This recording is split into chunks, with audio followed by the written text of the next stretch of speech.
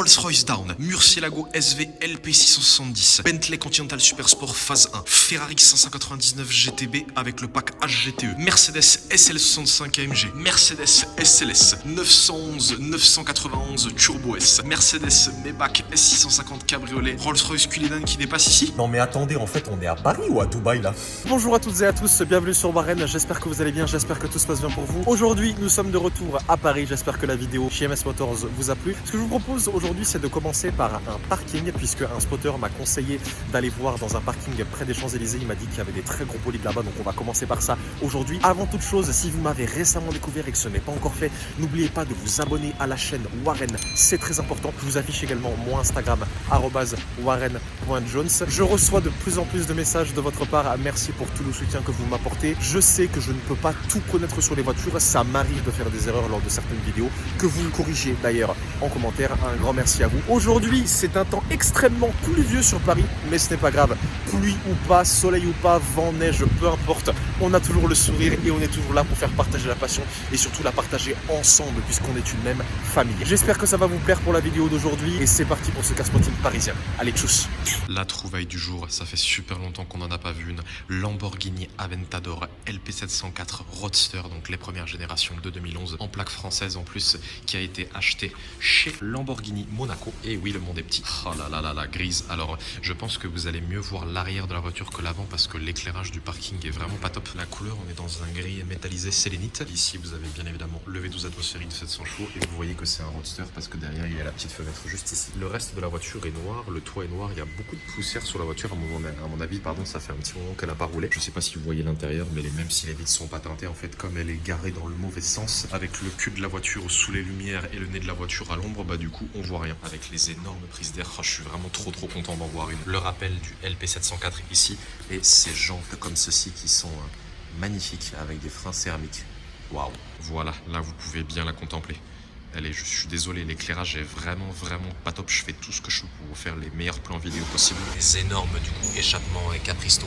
1, 2, 3, 4 sorties pour faire rugir le V12 atmosphérique de 700 chevaux. Ici, on a le Lamborghini comme ceci qui a été personnalisé en noir. Petite caméra de recul, hyper important. Et ce qui est vachement intéressant, c'est que celle-ci, elle a tous les rajouts là comme ceci en noir. Franchement, quelle configuration. Là, ici, on a du coup l'aileron qui va se déployer à partir d'une certaine vitesse. Regardez ça.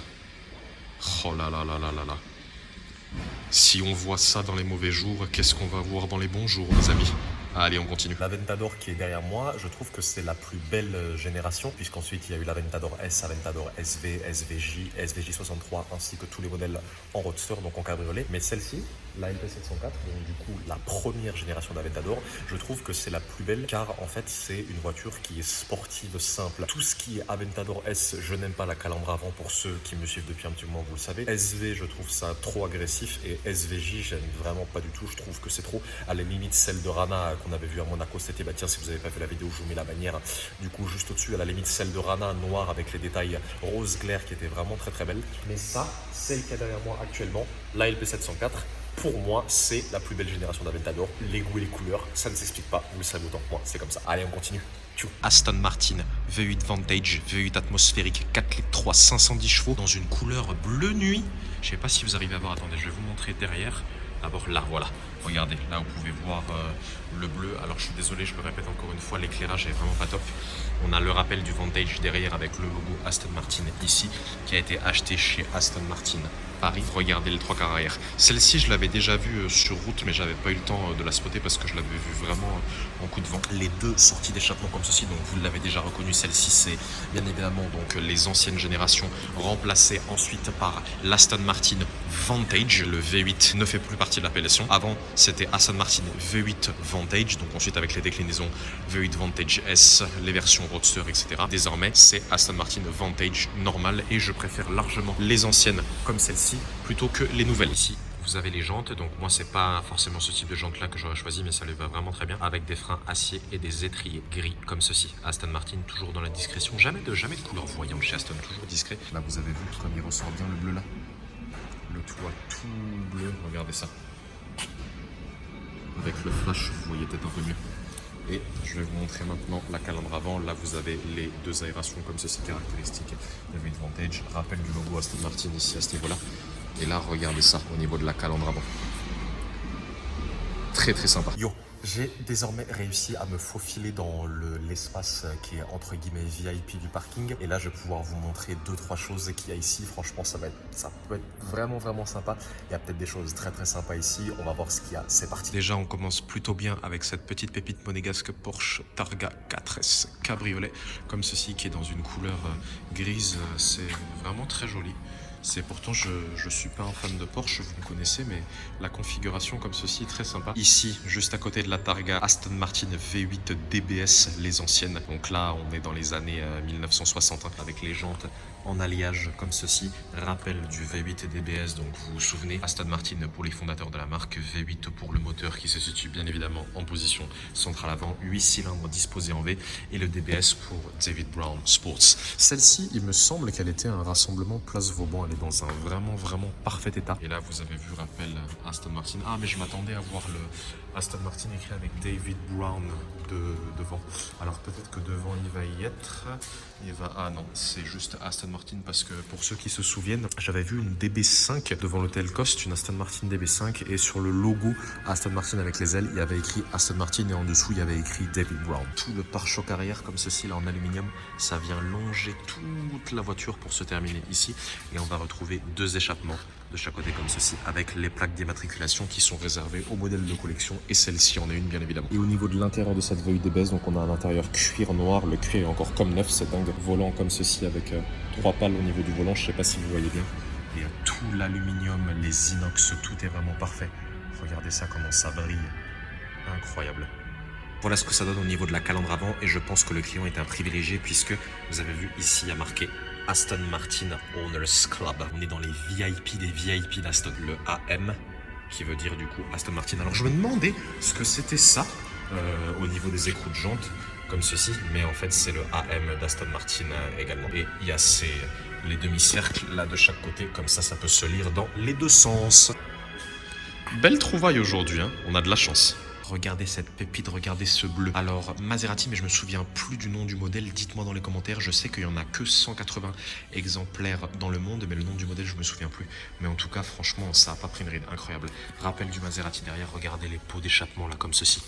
C'est waouh, ça limite, ça brille encore et tout. On a 2 sorties d'échappement de chaque côté. Le bleu de la voiture, vraiment, c'est un bleu vraiment très beau. Des jantes comme ceci, ouf. Alors les pneus avant ça va, mais les pneus arrière sont bien à plat. Tellement à plat que la jante est limite en train de se décoller du pneu. Ces jantes-là ont ensuite été inspirées sur les premières phases de Maserati Gran Turismo, avec le trident rappelé ici et également à ce niveau-là. Et vous avez vu, alors je sais pas si vous arrivez à voir, mais celle-ci, c'est la numéro 143 sur 180. L'intérieur est tout en Alcantara. Alors tout le tableau de bord là, c'est de l'Alcantara bleu, et ici c'est du cuir. Waouh. Regardez ça, on dirait un vaisseau spatial. Drapeau italien rappelé ici. Regardez cette pépite. En fait, j'ai l'impression que plus on avance dans le parking, plus il y a du lourd en fait. Alors je suis désolé si vous avez la musique classique en permanence derrière moi, en fait c'est pour empêcher les SDF qui viennent dormir dans les parkings. En attendant, Mercedes S650 Maybach, franchement avec tous les détails chromés comme ceci, regardez ça, comment ça rend bien avec la capote bleue, la configuration, j'adore. Ici, on a comme ceci, du coup, les phares qui sont en partenariat avec Swarovski, si je ne dis pas de bêtises. Rappel du Maybach ici, logo Mercedes ici, et également au niveau de la calandre avant. Regardez cette calandre avant.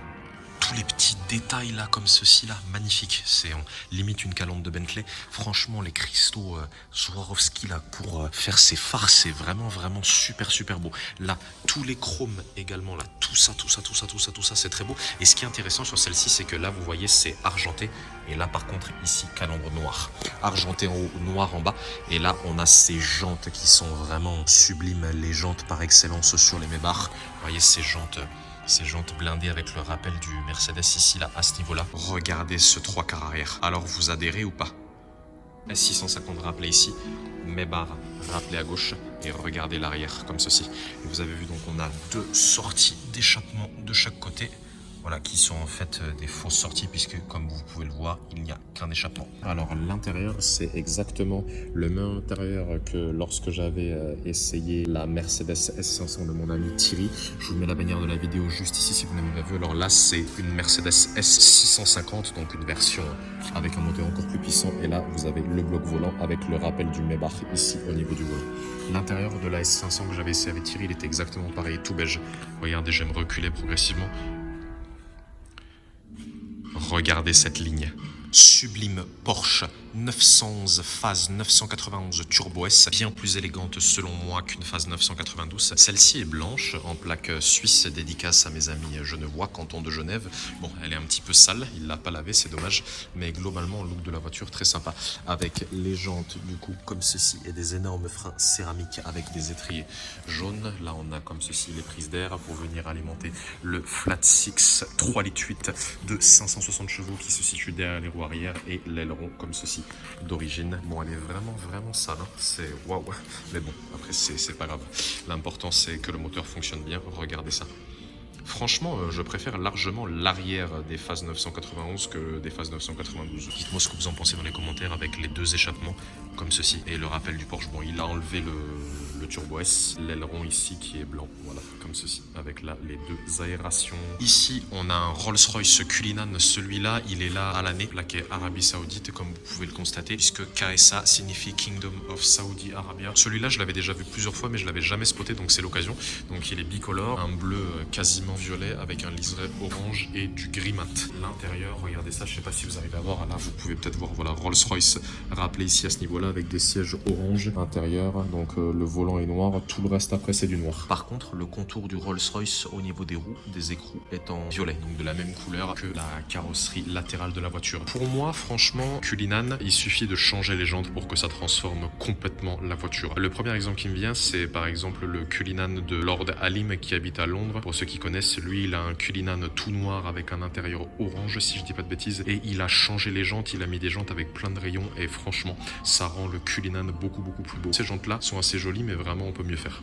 SLS à l'agonie, SLS coupé, l'un des derniers V8 atmosphériques de Mercedes, mais pas le dernier puisqu'il y a eu le C63 AMG en édition 507 également en janvier 2015 en V8 Atmo, ne l'oublions pas. Regardez l'état de la voiture, mais oh là là, ça fait vraiment mal au cœur.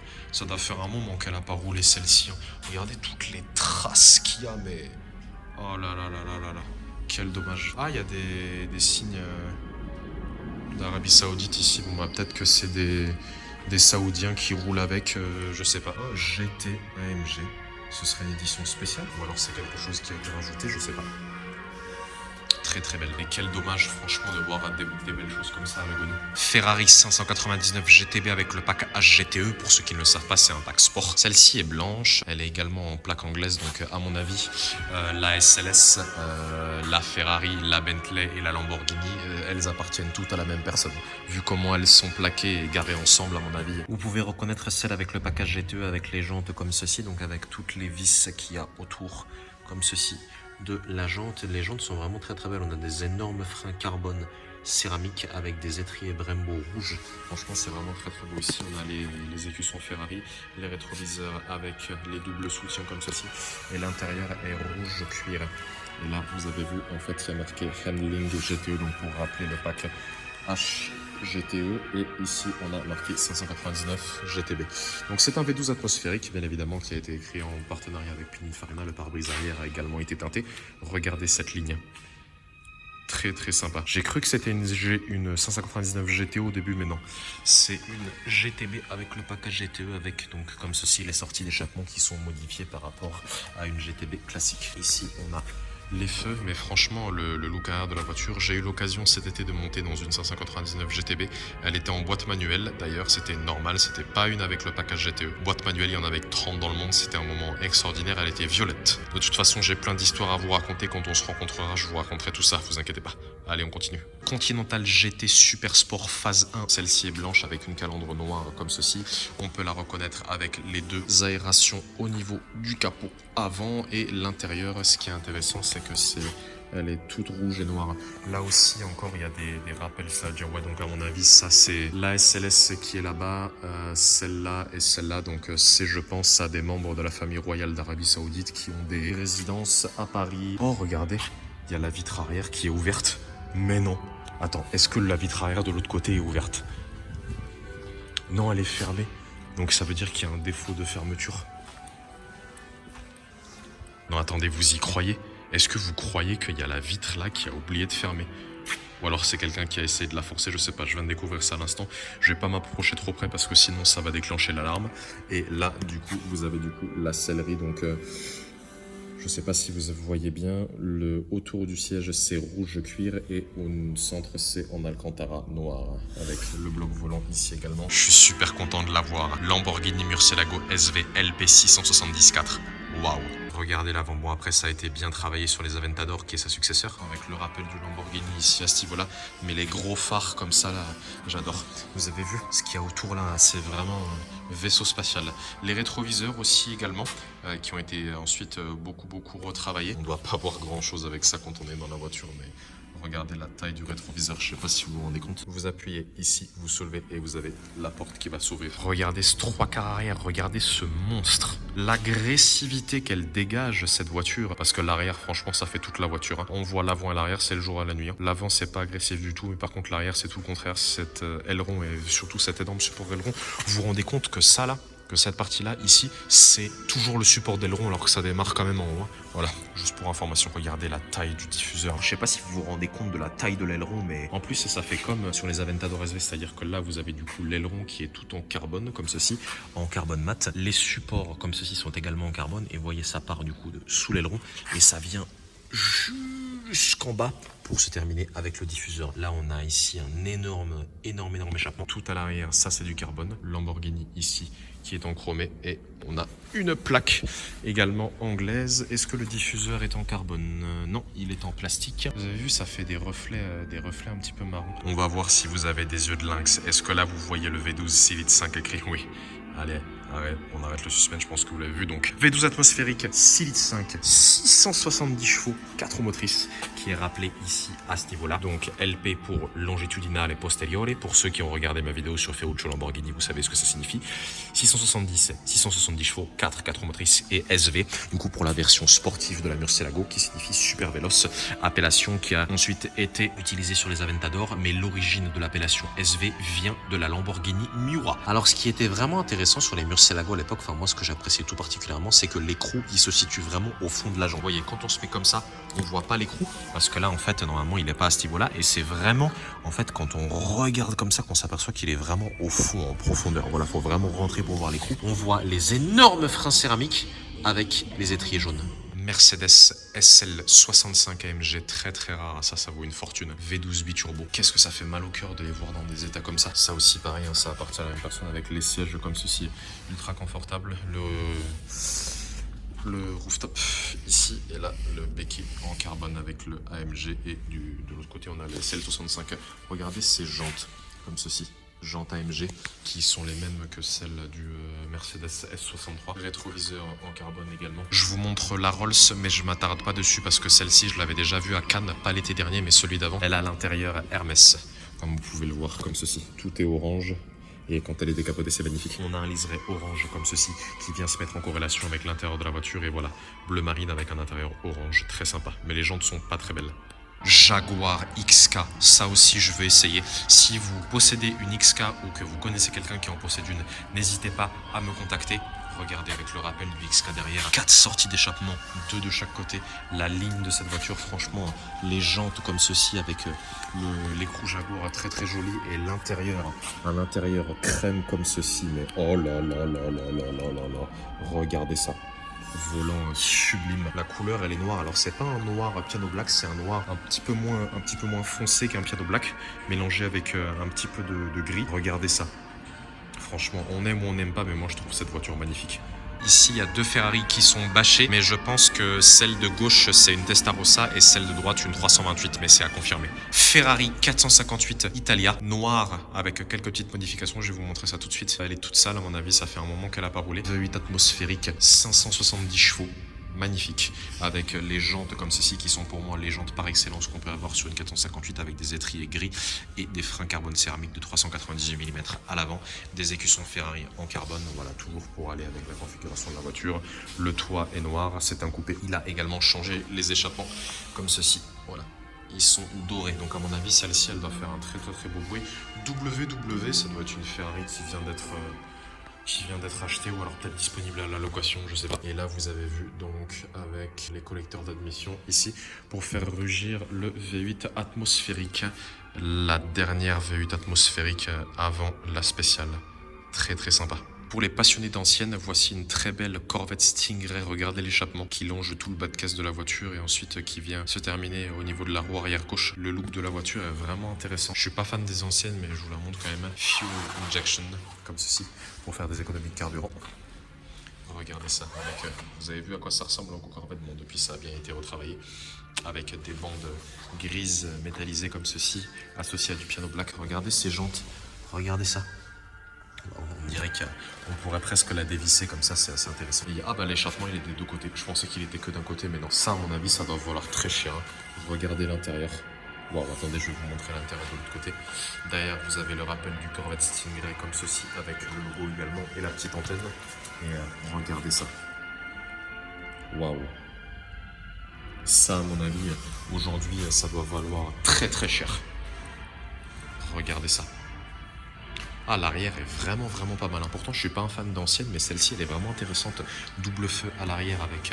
Ce qui est intéressant, c'est qu'on a un pare-choc comme ceci qui se coupe en deux. Ça vient protéger la partie arrière gauche et l'autre vient protéger la partie arrière droite. Regardez l'arrière de cette Stingray. Voilà, c'est terminé pour aujourd'hui. J'espère que la vidéo dans ce parking avec ces quelques voitures appartenant à la famille royale d'Arabie Saoudite vous a plu. Si vous regardez mes vidéos mais que vous n'êtes pas abonné, pensez à vous abonner. Vous avez juste à cliquer en bas à droite, c'est très important pour moi. Merci d'avoir regardé cette vidéo. Prenez soin de vous la famille et je vous dis à très bientôt pour de nouvelles vidéos. Allez, à bientôt. Ciao.